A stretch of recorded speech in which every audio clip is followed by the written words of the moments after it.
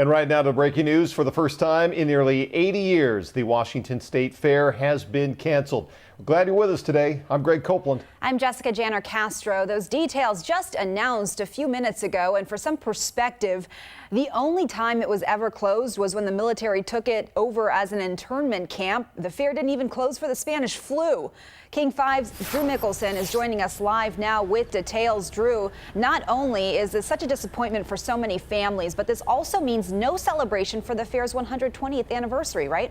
That's right, Jessica. You know, with everything that's been happening or maybe not happening in 2020, this really shouldn't come as a huge surprise to folks, but fair organizers were really hoping that they could still pull it off this year. But you're going to have to wait until at least 2021 to enjoy that annual fair food here in Puyallup, ride the rides, or enjoy a show or the rodeo. Organizers were hoping that by September, Pierce County would be in phase 4, so large crowds would be allowed again. They even stocked up on extra hand washing stations. But it's become more obvious that restrictions won't likely be lifted in just the next couple of months.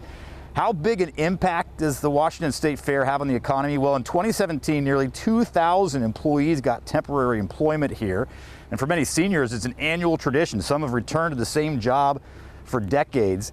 That year, there were 1.7 million fair visitors who spent nearly $250 million, $250 million here in Puyallup. That is a lot of crusty pup corn dogs. They do have a drive-through fair food exhibit here over the next 2 weekends. They're also later in July having a drive-in concert at the parking lot across the street. So there will be a little life here at the fairgrounds in July, but come September, no one will be doing the Puyallup. It's a kind of sad day here. Back to you.